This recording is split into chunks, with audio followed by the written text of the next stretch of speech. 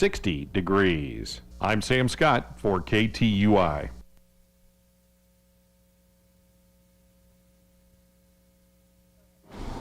Hey, good morning and welcome back. Here we are live at the White Mule Winery on the high plains of Gasconade County. 59 wonderful degrees here at airtime and blue sky everywhere you look. We had a rain this week and had perked things up considerably. It varied between a half an inch and an inch and a couple of tenths around the community, but it has woke things up a little bit, and certainly the cooler weather has helped. We was in a situation where, the last 40 days or so, when we had so many 90-degree days and very little rain, we had depleted all the ground moisture that we had in our area. But I went to the football game Monday night, and not that I don't go to Owensville, but I don't get out that way a whole lot, but drove through the country there, which is only 7 or 8 miles, and was surprised that just between here and there, the differential, there was a lot greener, at Owensville. And Gracie, it's not because there's AstroTurf on the field either. I looked at a few other places, but they had that well. So, hey, good for you to be along with us this morning on KTUI 1560 AM, 94.1 FM, or possibly you're watching on Facebook Live. And good to have you aboard this morning. And we have a guest this morning who's our pastor out at UCC Charlotte, a classmate, an ex-classmate of mine at Owensville High School, and he is, I call him a friend at this juncture as well as a pastor, but we're going to talk today because I, have been thinking about where we are, Van, and what's going on in this world, and is there any order left? Is there any order of things and structure of things as it was when we grew up, to some degree, and is that one of the fundamental things that we see now that is occurring in our society, that it doesn't appear to have a whole lot of structure, in anything we do. I just glanced through the paper briefly and, looked at institutions such as our school board that are having very much difficulty, which has always been non-political, which has always did things, for the students, but, I guess this was actually Gasconade County R1 at Herman, but the debate goes on in regard to, the mask, and the mandates for that. I just flipped it open a little bit on the second page and talked about the Missouri Senate, one of the golden institutions of the nation as far as I'm concerned, because I seen it work. Yes. I seen it function. I know a lot of the people in that institution have a tremendous amount of respect, for that institution, for those people in it. And, it controlled by 2/3 of the majority is my people, the Republican, the conservative side of things, but, chaotic, veto session, because, the concept was that, who can call for a vote to override the governor on a veto? That was, the crux of the issue. Well, not to get into too much detail, but, in the House anyway, and used to, those was a privileged motion, okay? And that basically means that, the caucus would talk about that, the leadership would make a decision, what the vote count, would be, or how maybe that would, come about, because, they wanted to not bring things up and waste days on it, okay, if there wasn't a consensus that they should or should not do that.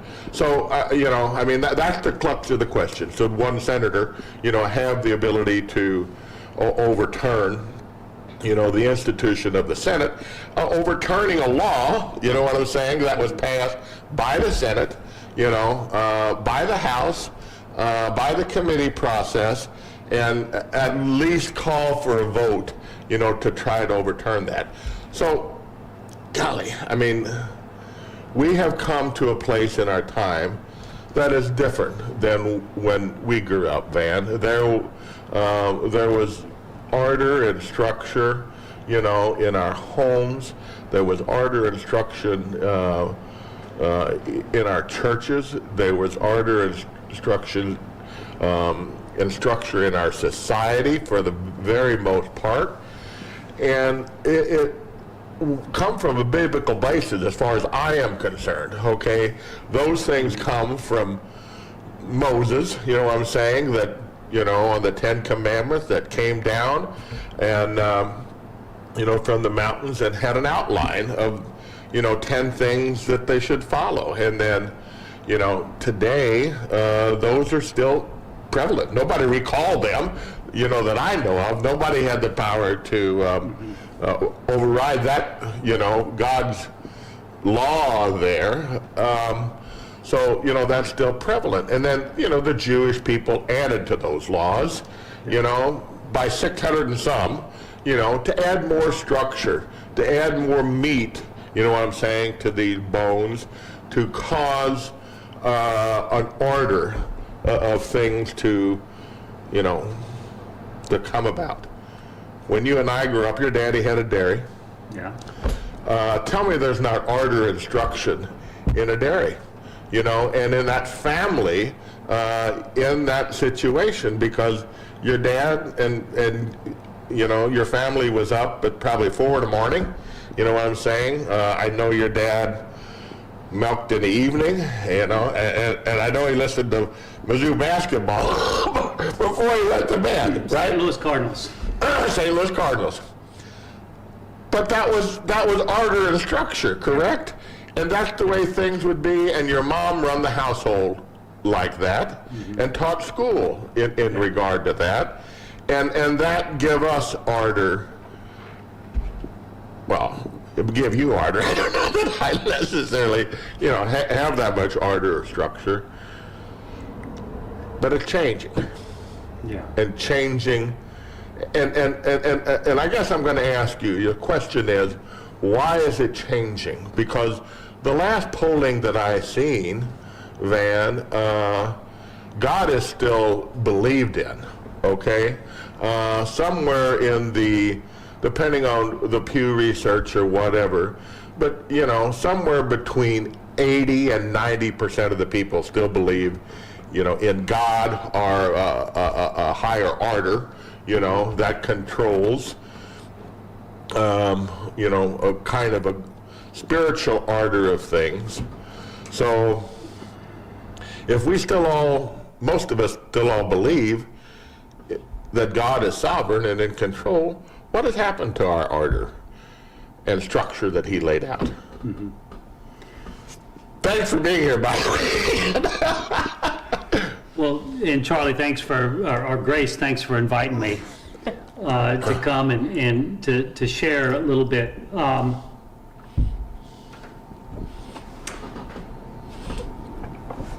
We believe in God, but who is God? And I think that's changed.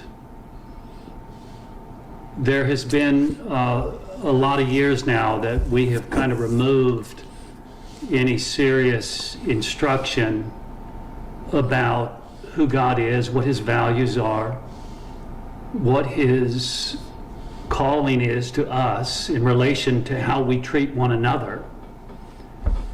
It used to be that there was a sense that God was to be revered and that it was important to follow his ways. And you mentioned the 10 Commandments and all of that, and we would all pretty much agree even those folk who weren't in church would say, yeah, that's right. Those things are a good order of how we should live our lives. But I think as you go back into history, you can find some help to figure out where we are now. In the last chapter of the book of Judges, in the last verse, there was a statement, there was no king in Israel, and everyone did what was right in his own eyes, in her own eyes. And I would say that when you remove God as we grew up knowing him, the God as defined by the Bible, as defined by the preaching and the teaching in the church, when you remove that God and put in that God's place just, oh, I believe in some kind of a higher order, then the question becomes, well, what is that higher order, and what are the things that are required of me by that higher order?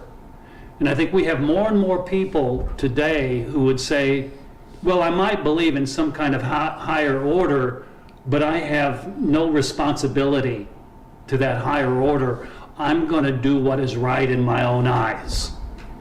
And we have lost, in large measure, a respect for one another and a respect for God. And when you lose respect for God, you're going to lose respect for one another. And then we descend into the place of, I am the most important, and the decisions that I make need to be based on what is best for me. What do I think? And it's a shift, and a not so subtle shift. We grew up thinking, there's a way that's right, and it may cost me something to live that way, but I should do it. And we didn't always do it, but we knew when we were stepping out of line. Still don't do it. Still don't. Still don't. Just to get it. Just to make a point. And even the preachers don't. Maybe especially the preachers don't.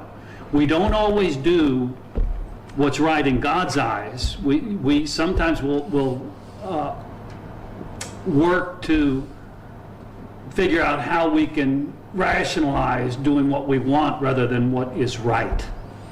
There's a cost to living a life based upon God's truth. And we aren't even making the effort, largely speaking. My faith in the scriptures tell me that you are valuable, that you matter, and that I cannot attack you. I need to listen to you. I need to respect what you say. I might not agree with it, but I need to be able to be in dialogue with you because you matter. We have lost that. God doesn't matter, therefore you don't matter. And so and it's easier on the internet where you're faceless. You can go out and spread havoc. And you can call names and you can be mean. Well, it trickles down, and now we're in the place of doing that in person. And so you have people who should be on the same wavelength at the state level, Republicans or Democrats, fighting amongst themselves, not giving courtesy, not paying attention. And it goes back to, yeah, we all believe in God, but who is that God we believe in, and what does that God require of us? What is required of us? To do justice, to love mercy, to walk humbly with God, to treat our fellows, men and women, as people who matter. We have come to a place in our time, in our day, where we say, I don't even need to listen to you. I don't need to hear what you have to say because you're a liar. Because there is no just in king. general. There is no king in Israel. And what I say is truth. There is nothing outside of me that's greater. We don't have to answer to God. So, Judges, Old Testament, Yes. in the order of things, before, way before Christ, Yes. had came. I don't know who wrote it exactly, but, or when it was written. But it was a time when there was chaos. Yes. We don't know, but probably as bad, if not worse than it is now. We don't know, but obviously, when you have It no... was bad. It was bad. It was bad. So there is hope, Van. There is hope based on the biblical principles that have been laid out, Yes. that there may be a higher order of things, you know what I'm saying, that will or has before Yes. come into play by God, by the higher source, you know what I'm saying, by God that I believe in, Yes. Who destroyed the earth, with a flood. Yes. He tumbled the empire, of Egypt, by his hand, and he has reestablished in biblical history, reestablished order. Yes, and God is certainly able to do so. The Old Testament is kind of a cycle, and you see it in the book of Judges, and what happened there carries on. In the book of Judges, the people were led by a judge that God lifted up to fix things. And so things would get bad because they would forget God and they would live for themselves. And when you put yourself first, when you don't care about people, when you make decisions that aren't very good, things spiral out of control. And then when they got really bad, the people would cry out to God, help us. And God would lift up a leader, and that leader would be a judge, and he would, or she would, cause the people to turn back to God, to begin to live in a way that was right, to begin to treat one another well, and to honor God with their choices. And when we do that, things get good. We have been blessed in this nation abundantly, amazingly, because those who came before us, largely speaking, honored God.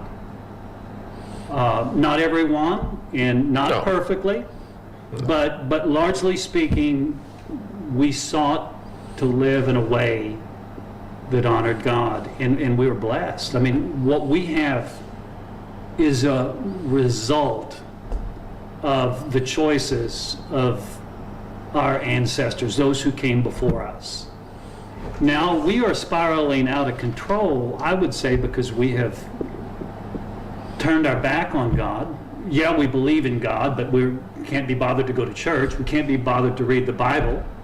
We can't be bothered to study the 10 Commandments and say, I need to try and tell the truth. I need to try and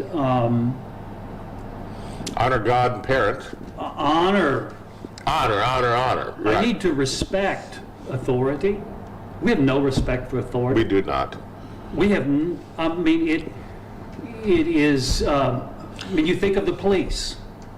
When we grew up, what would have happened if you came home and told your dad that you cursed out the policeman?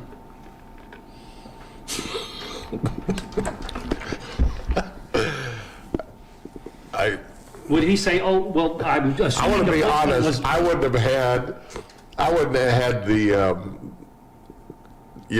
I wouldn't have told my dad that. Because that would have been a lot worse than Yes. calling him from jail, if I did do that. But I mean, he was just a little guy, you know. But boy, he could pull ears hard, and he could kick butt hard. Yes. You know what I'm saying? But beside that, because I wouldn't have told my father that. I mean, maybe communication was blocked there. Maybe that was part of the thing here. But you know. Yeah. So, I mean, there's so much here, but let me go back here just a little bit, and I totally concur with you, you know, in regard to the respect thing and whatever, and that we don't follow God as maybe we once did. But I think there's another element also, you know, into that, because the rate of change, you know what I'm saying, because of technology to some degree, the rate of change has also changed our structure. You know, when your dad, you know, started the dairy, that was a model that lasted for 40 years or whatever. I don't know. Maybe longer than that. He could make a plan there. He could do this. This was going to be part of that order. You know, when your mom taught, you know, home ec, you know what I'm saying, and taught kids how to cook. Yes. You know, that was an order of things that was going to be there for a long period of time. I don't even know if they teach, I guess they teach home ec. I know that they do, okay? But how much practice is home ec in the homes today? Mm-hmm. You know, how much, and there's still some of it, don't misunderstand me, but every time I go past, you know, McDonald's, there's lives, you know, that aren't using their home ec skills. Yes. You know, there's not, I think there's one dairy left in this county, you know, because technology and, you know, other orders of things has caused change or chaos, you know what I'm saying, or nonprofit or whatever in those particular things. So that too plays into the disorder of things. I wasn't in church Sunday. You probably didn't notice. I knew you know, of all the thousands of people in church, I was able to pick it out that you weren't there. But just to, But Grace and Karen were there, so that was great. I mean, just so you know, I mean, so people can kind of understand, you know, technology to some degree and how technology and things cause chaos is. I was ready to go to church, okay? I was ready to go to church, stopped here, the phone rang, my neighbor called and said, hey, did you guys get a big rain last night? And I said, no, we haven't. He said, well, the Lama, which is the little creek here, which means in German long and meandering, he said, the Lama is running clean water, you know, down. Yeah. So, I mean, I immediately knew that, you know, it was problematic, okay? Because we got lots of cows out there drinking on that, you know, and I had a lot of the cows up close, you know, because I needed the grass was dry. I had to make some sorting on this stuff and move some cows around.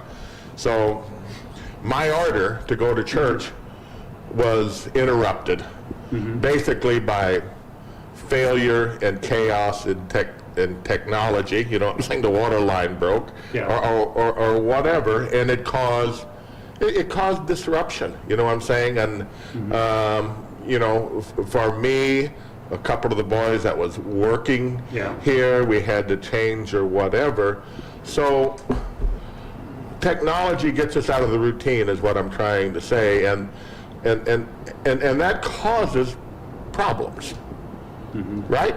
I mean, we had the freezer also go out, you know what I'm saying, you know, this week. You know, I mean, it just, the kind of technology puts us out of the order.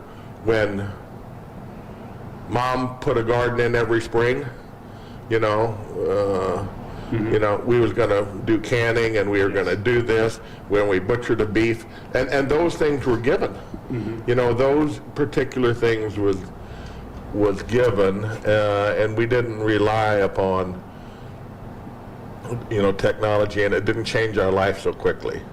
You understand what I'm saying a little? I do. I'm not sure that I would 100% be on board. There is a lot of immediate things that happen that didn't 50 years ago. Remember the old phones with the party lines and all that? I mean, it Got was, one hanging right there, you were not quite as accessible. But we make choices in terms of what we need to do, and I think sometimes we need to, and maybe not in this case. I mean, I think when the water pipe is broken, you need to set everything aside and fix that. But there are a lot of things that happen that we could say, okay, I'll get to that later. But I've got something else to do first. That's a choice that we make in terms of how am I going to order my life. And the technology that we have has really blessed us if we use it right.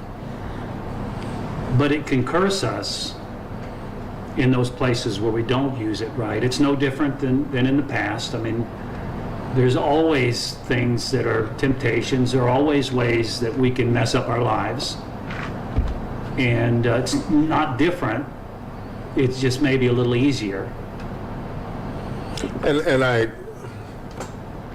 totally concur with you, Van, in regard to technology has helped us be more productive. Yes. It has made our life easier, but when we rely on that 100%, then, and I agree with you that sometimes other planning could be done. You know what I'm saying? Technology kind of pushes us to that limit. You know what I'm saying? Sometimes where,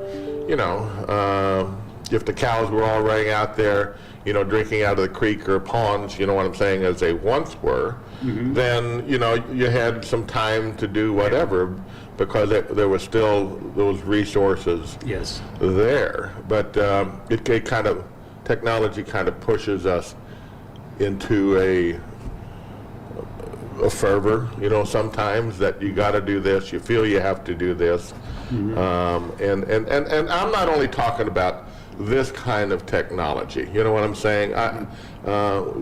All of the technology, you know what I'm saying? All of the technology that we become dependent on. I talked with an individual here from Ameren UE, that works there at the nuclear plant. Well, their turbine went down. We were shut down, you know what I'm saying, for a long period of time because they had to redo that turbine.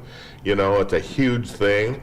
They redid it, and technology didn't prove out. They had to re-shut it down again. Yes. And it does cause chaos on a lot of different levels. And today with this rate of change so quickly, gasoline, you know what I'm saying? Gasoline and electric and all of these particular issues causing chaotic, situations in the global sense of things.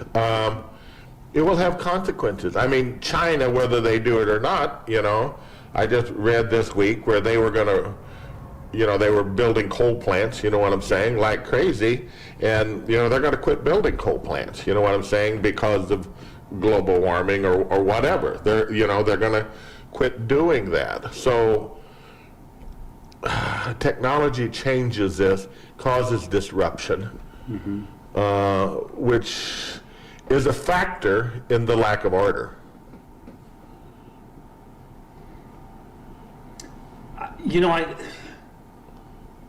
I think back to when I was first a pastor. In those days, back in the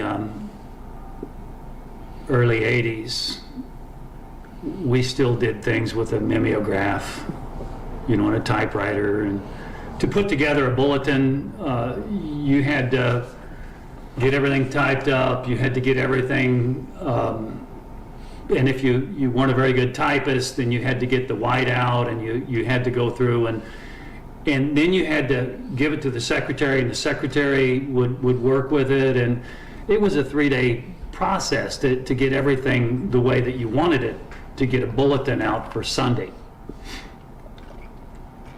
Now you just type it into your computer, you move stuff around, you change the font, you print it off, you look at it, you rechange things, and you can do it in 20 minutes. So you don't have 2 days of kind of fiddling with that to get something that doesn't look near as professional as what we can do in just a matter of minutes now. And that goes across all of our, so we're able to do, I think of what my brother does. He took over the family farm. My dad was a well-educated and gifted farmer, and he worked hard, as that generation, many of them did. In order to make a go on the farm, you had to be up at first light, and you had to work into the darkness. And there were a lot of people that you had to call upon to make it work. Well, today, my brother, well, he's not dairying, which is a good move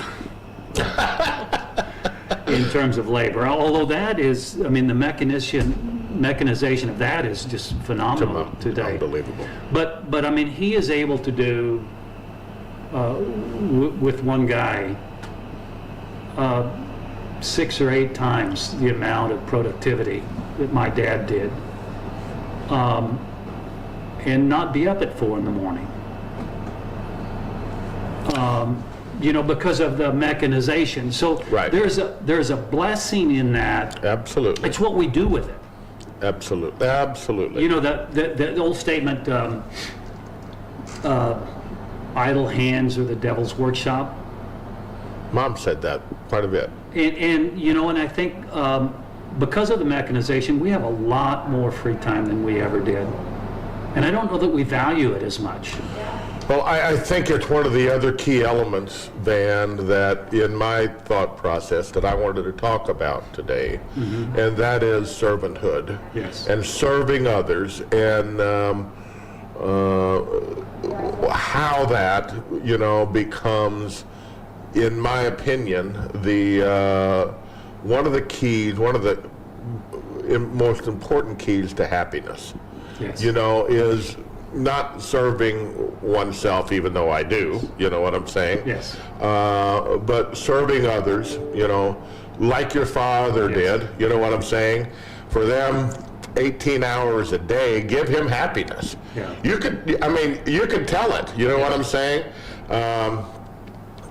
Because he was busy, he was productive, he was fulfilled by the service of others. When I can tell myself, here, I mean, even though I'm frustrated by the events of Sunday, you know what I'm saying, and other days here, 2 days away from here, you know what I'm saying, even though I go home and take some rest once in a while or whatever and get frustrated and tired of it, I wonder, it's not good, you know what I'm saying? But a lot of people have yet to be fulfilled in regard to whatever service that they're called to do, and the understanding, Van, that's the only thing that that I know of, that they can truly do to be happy by serving God, Yes. in our belief, but then serving others. Yes. How else do you get there? How else do you change this without that element. Yeah, and I'm 100% on board with you on this one. We are raising a generation to believe that they find fulfillment in what they get. And they're all constantly checking in. Am I getting my due? Am I getting my respect? Am I being treated like someone of a different gender or different color? Or how am I doing in terms of what I get? And it's not a very happy way to live life. You're constantly checking in to see where you are not getting what you deserve. Jesus made a startling statement because, you know, Jesus was God's son. He, God, the Holy Spirit were involved from the beginning. The scriptures say that without Jesus, nothing was created that has been created. He holds this world together in the truth of the scriptures. And yet when he came, he said of himself, I'm among you as one who serves. And you will not truly find peace and happiness unless you become like Jesus and become one who serves, one who gives. Because true joy comes not in getting, but in giving. And I mean, we pay lip service to it, you know, public servants. And yet, you know as well as I do that there are a lot of people in public service who are there to amass power, prestige, who are not willing to live under the rules that they place upon the people, because I'm a leader. Those things don't apply to me. Well, I would say those are not happy folk. And they will never be happy, no matter how much power they get. And we can live our lives being angry and bitter about what people are doing to us. But there's a different way. You know, I pray for our nation. I vote. I hope for good things. I look for good things.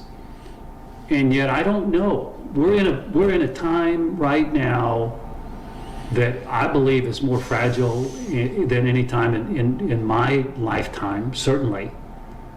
I don't know how this is all going to end, but I do know that the God I serve will always have a place for me, and there'll always be a place where I can serve and give. And regardless of what happens in the world, He's got me, and I can have peace. I can listen to people. I can value opinions. I might not agree, and in fact, I might make the discernment that no, that's not true, and you know it's not true, and we both know it's not true. But you're not going to change your position, and still not become.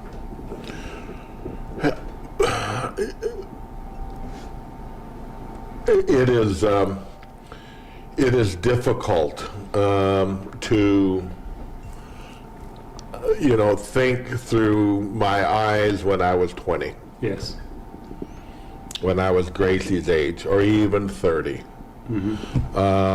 because I didn't see Yes. at 20 and 30 what I see at 60 or 70. I don't see that good anymore, and I sure don't hear that good. Yeah. You know, but I understand that part of my perspective comes because of what I did, what you did, the life we have led, and the experiences that we have accumulated is good, but you and I weren't there when we was in high school. Not even close. But we were blessed, Charlie, although in terms of personal faith, we were in a different place than we are today in terms of, I understand God in a way that's much more personal today than when I was in high school, and blessed by that knowledge. But I was blessed by knowing the value of hard work, by knowing that there was right and there was wrong, and it didn't depend on my position. It was outside of me. That the Ten Commandments mattered, that my telling the truth, that my living in a way that didn't defraud people, that didn't spread lies, that didn't further rumors, it mattered. And where do the young people, where are they learning that today? Who's talking about those things? We're raising up a generation not to have the wisdom to know that it matters that you do the right thing, and that there is a right thing, and that right thing is not tied to your bottom line. It's bigger than that. Because there is no king in Israel. And everyone did what was right. Because there is no king in Israel. It is true. It is factual. Because if you have a king, if you have a God, Yes. you have respect for him. Yes. If you have a family, if you have a father, if you have a mother, you have total respect for God and them, no matter what the circumstances are. You may not agree with them, but you had respect for the elders. Yes. And not that you didn't have dialogue with those, but when a decision was made from your elders, and you took it, you respected it, you didn't have to agree with it. Maybe in your time, you know what I'm saying, you could have a bite at the apple, Yeah. you know what I'm saying, to bring things as you did. But that order and that respect for God and family and mother and dad, and institutions of marriage and institutions of church and institutions of government, Yes. and institutions of education, they are no longer there. There is no absolute respect. Nobody, there is no king anywhere, because everybody is doing what? What do you say? What's right in their own eyes. What benefits me, I will go that way regardless of the cost. And there is a cost. It's a cost to our souls. The thing about having a God, a true God, the God of the universe, is that, it's not your truth, my truth. It's God's truth. And I think one of the difficulties, one of the things that is hard in our society today is that we are willing to say black is white and white is black. We're willing to flip any situation regardless on which thing we perceive is better for us. And you can't have a nation like that. You can't move forward when you're not playing from the same rules.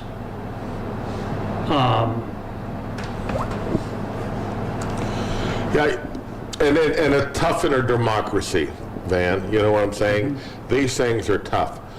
They don't have, they have a king in Russia. They have, a king in China. You know, they have authority that are absolute. Yes. And, we're different than that. Yes. And we want to be different than that. That is our constitutional difference in America. Because our God is different than that. Exactly. Our God, Because we were founded upon the Ten Commandments. Every law, you know what I'm saying, that was passed, is etched out. yes. Now they, I ain't going to say that anymore. But, that's the basis of law. Yes. The difference is that our God is looking for people to come and walk with Him, to follow Him, to honor Him with their choices, but He won't make you do that. He won't force you into His kingdom. He won't force you to do the right thing.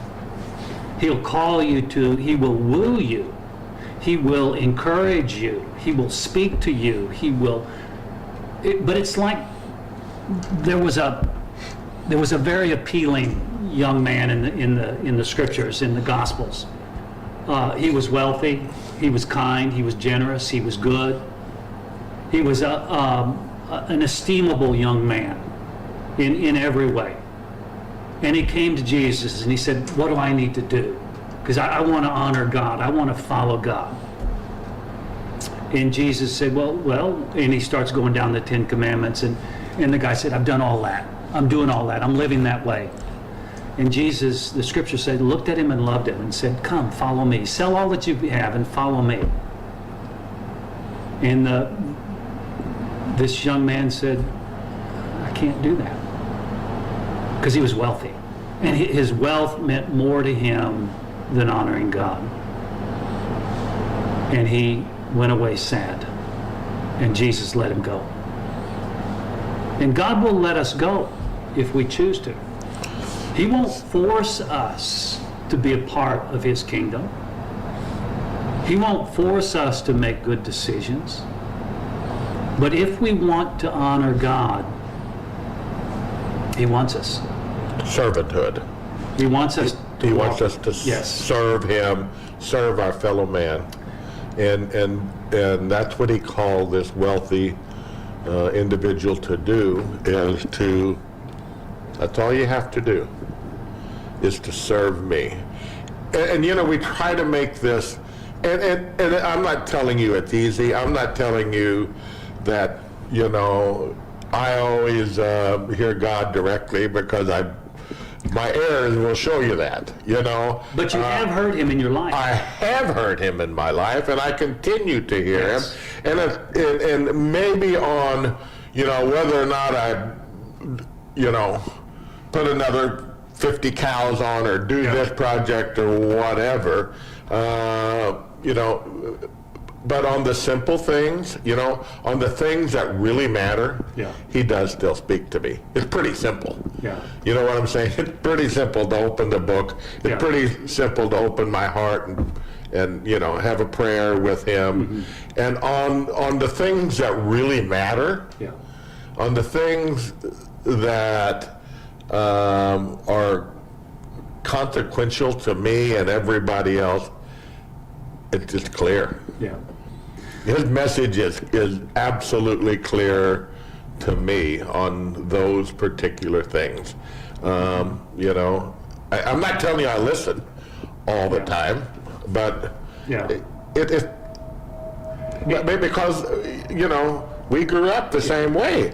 We studied the same thing. We were approached the same way. We made our own decisions, but we still believe that the service to others is more important, and the service to God is more important than the man that had all the wealth was doing, A lot of rich people, Van, a lot of the most wealthy people in the world, spend the last of their third of their life giving away everything to people that don't have. Philanthropy, you know what I'm saying? Yeah. And they do an awful lot of good, you know what I'm saying?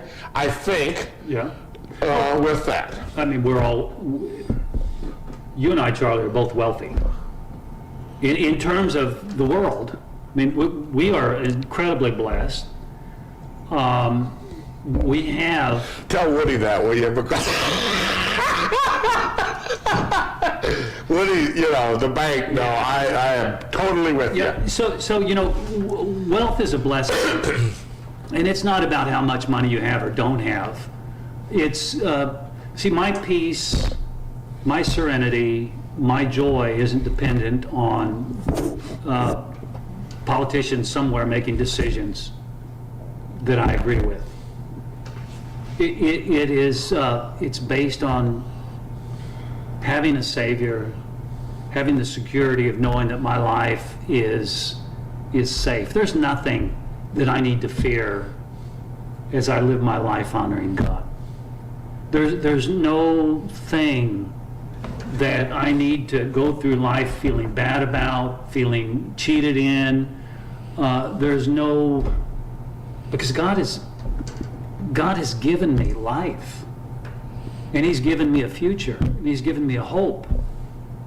And when that's so, you can live in North Korea, you can live in Afghanistan, and it's going to be okay. Because God is not boundaried by the things that boundary us. But He wants us to work for good. He wants us to work for good. Pray for those who are in positions of leadership. Pray for them that they will see truth and that they'll have grace to want to do the right thing and not the thing that benefits them, but the right thing. Because that's a hard thing, Charlie. And you know that. You've been there. And the more power we have, the harder it gets in some ways. Speaking of power, time is power. We don't have much of that left. But Gracie's going to tell us really quickly here what else is going on in our neck of the woods this weekend on KTUI 1560 AM, 94.1 FM, or Facebook Live. Gracie, what's going on? The Bland City Park is having their 4th annual Family Fall Festival, Saturday, September 25th. That would be this Saturday, from 9 a.m. to 4. Free entry, and that's at the Bland Community Park. They will have a car show. Registration is 8 to noon. They'll have vendors, concessions, kids' games, and a bounce house. Good to see these festivals coming again. We've missed them, you know. We have, yes. The Immaculate Conception Parish Center is having a fall festival Saturday, September 25th. They will have chicken and whole hog sausage dinners. Carryouts will be available. Dinner will be served from 3:30 to 7. It's all you can eat buffet style. Tickets for adults are $11, children 6 to 12 are $5, and 5 and under are free. This Friday night at the White Mule, we will be serving steak, salmon, shrimp, and beef kebabs from 5 until 8:30. Saturday, we will have pizza, wings, and hamburgers available starting at noon, and then steaks after 5 o'clock. And then Sunday, all-you-can-eat pan-fried chicken from 11 until 3:30, and Dave Benson will be here for entertainment starting at 1. Thank you, Grace, and thank you all for being here today. Assured this, that we will continue to pray, even though we don't have time right now because of time constraint, but we will continue to pray and think about where we are and how blessed we are. I say it every week, Van. We are blessed. I say it every week. Where else would you rather be? Yeah. In the whole global world, where else would you rather be than right here in our neck of the woods? We're blessed, and you are also. Good to have you along today, and good Lord willing, we'll